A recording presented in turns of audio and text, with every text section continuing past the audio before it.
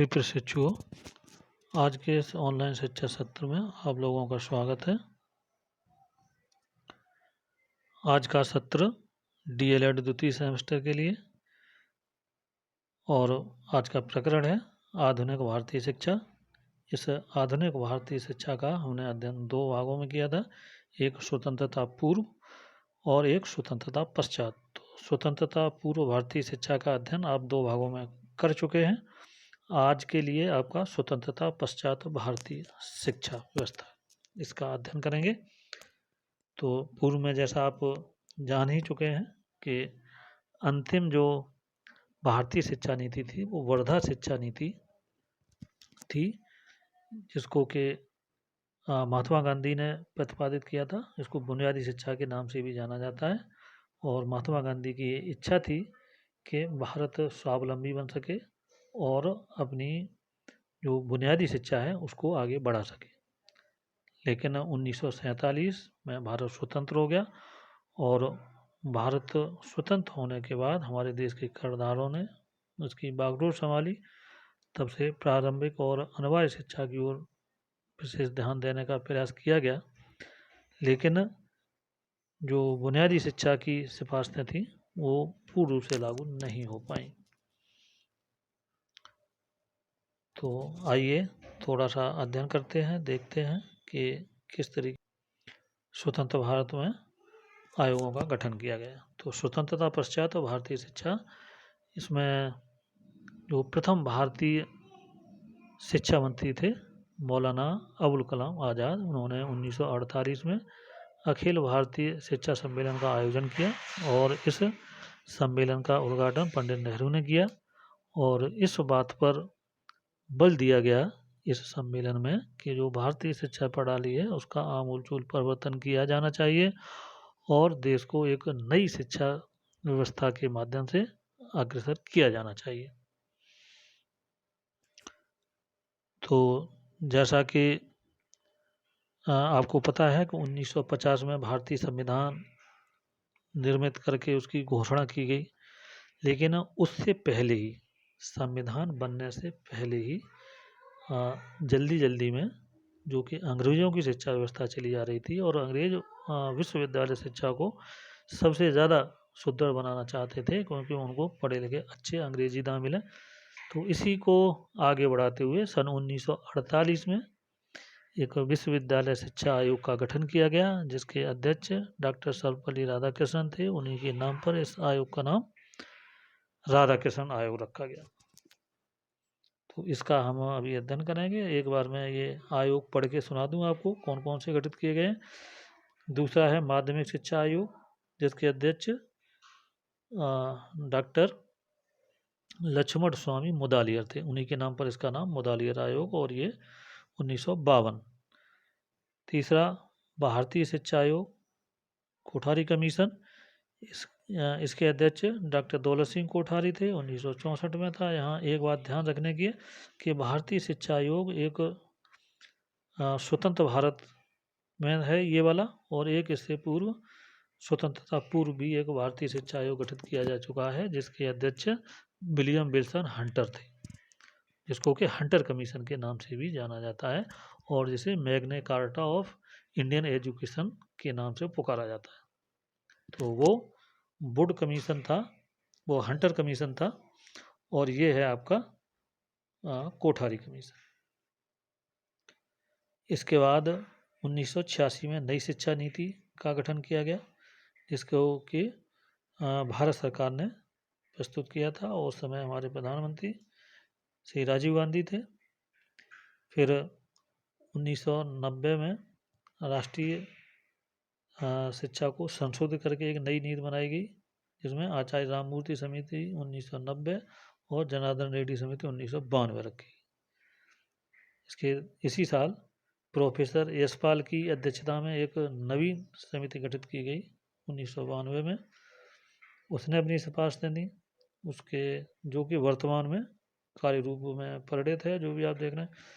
और अंतिम जो आपकी नवीन शिक्षा नीति जो कस्तूरी रंगन की अध्यक्षता में गठित की गई 2017 में, जिसकी की सिफारिशें अभी प्रस्तावित हैं, अभी आ नहीं पाई हैं, आने वाली हैं। हो सकता है इसी साल इस नवीन शिक्षा नीति को लागू कर दिया जाए। तो ये इतनी समितियां गठित की गई थी, इतना आयोग। तो आइए देखते हैं विश्वविद्यालय शिक्षा आयोग या राधाकृष्णन आयोग। विश्वविद्यालय में पढ़ने वाले छात्रों की संख्या स्वतंत्र भारत होने के बाद निरंतर बढ़ रही थी, परंतु जिस प्रकार से भारतीय कॉलेजों में शिक्षा दी जा रही थी वो संतोषजनक नहीं थी। इसी कारण से जो भारतीय जनमानस था वो असंतुष्ट था। उस समय उच्च शिक्षा का जो एकमात्र उद्देश्य छात्रों को किसी न किसी परीक्षा के लिए तैयार करना था।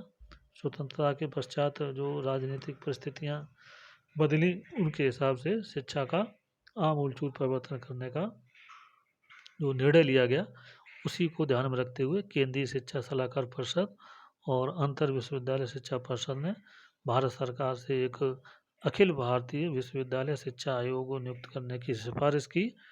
और इसी उद्देश्य को ध्यान में रखते हुए विश्वविद्यालय शिक्षा के पुनर्गठन करने के लिए ये जो सिफारिशें थी वो भारत सरकार ने स्वीकार कर ली और 4 नवंबर 1948 ईस्वी को डॉक्टर सर्वपल्ली राधाकृष्णन की अध्यक्षता में एक आयोग का गठन किया, जिसका नाम विश्वविद्यालय शिक्षा आयोग रखा गया। इस आयोग ने अपनी जो सिफारिशें थी वो सरकार के सामने प्रस्तुत की और सरकार ने उनको लागू करने का प्रयत्न किया, लेकिन जितना हो सका उतना किया गया। तो इन्होंने जो मुख्य रूप से संस्तुतियाँ प्रस्तुत की थी उनमें विश्वविद्यालय शिक्षा के उद्देश्य, क्योंकि उस समय कोई स्पष्ट उद्देश्य निर्धारित नहीं था, छात्रों को केवल परीक्षा देकर के नौकरी के लिए तैयार किया जाता था, जिससे कि अच्छे पढ़े लिखे अंग्रेजी ना मिल सके। शिक्षकों की समस्या पर इन्होंने अपनी संस्तुतियाँ दी, क्योंकि उस समय जो शिक्षक थे उनकी समस्याओं को कोई ध्यान नहीं दिया जाता था, क्योंकि अधिकतर जो शिक्षक थे वो अंग्रेजी शिक्षा के माध्यम से शिक्षा देते थे और उन्हीं को अच्छा वेतन भी मिलता था और जो ज़्यादातर अंग्रेज थे। अगला, शिक्षण स्तर। किस स्तर पर किस तरीके से शिक्षण को प्रस्तावित किया जाए। पाठ्यक्रम भी बहुत वही पुराना पाठ्यक्रम चल रहा था, तो उस पाठ्यक्रम को बदलने के लिए बदल कर भारतीय परिप्रेक्ष्य के आधार में पाठ्यक्रम को लागू किया जाए, इसके लिए संस्कृति। अनुसंधान कार्य, जो पुराने अनुसंधान थे उन्हीं के आधार पर कार्य चल रहा था, तो नए अनुसंधान कार्य करने के लिए इन्होंने अपनी संस्कृति दी। व्यवसायिक शिक्षा का नवीनीकरण करने के लिए जो परीक्षा प्रणालियाँ थी वो भी पुराने ढर्रे से चली आ रही थी, उस परीक्षा प्रणाली को बदलना। और जो शिक्षा दी जा रही थी उस समय उसमें अंग्रेजियत हावी थी, तो भारतीय संस्कृति और भारतीय धार्मिकता को लाने के लिए जो धार्मिक शिक्षा उसको भी जोड़ा जाना। स्त्रियों की शिक्षा जो थी वो पुरुषों के अपेक्षा काफ़ी पीछे थी, तो स्त्री शिक्षा को भी उच्च शिक्षा में शामिल करने के लिए इन्होंने सिफारिश की। छात्र कल्याण और सबसे बड़ी बात शिक्षा का माध्यम, कि शिक्षा किस माध्यम से प्रदान की जाए, क्योंकि उस समय जो उच्च शिक्षा थी उसका केवल एक ही माध्यम था, वो था अंग्रेजी। कि अंग्रेजी के माध्यम से ही उच्च शिक्षा प्रदान की जा सकती थी। तो यहाँ ये सिफारिश उन्होंने की कि कुछ विश्वविद्यालय ऐसे खोले जाएं जो ग्रामीण क्षेत्रों में हो और इनमें जो शिक्षा की व्यवस्था है वो हिंदी माध्यम से की जानी चाहिए। और विद्यालयों का जो प्रशासन है विश्वविद्यालयों का, उन प्रशासन को एक अलग से एक आयोग गठित किया जाए, जिससे कि इन पर निगरानी की जा सके। तो इसी के परिप्रेक्ष्य में विश्वविद्यालय अनुदान आयोग का गठन किया गया। तो इस प्रकार हम देखते हैं कि ये भारतीय जो उच्च शिक्षा थी उसमें सुधार का पहला प्रयास था, और इसमें ये भी ध्यान रखा गया कि जो शिक्षा है वो भारतीय परिस्थितियों के अनुकूल हो। इस तरीके से इसको उन्होंने सिफारिशें प्रस्तुत की।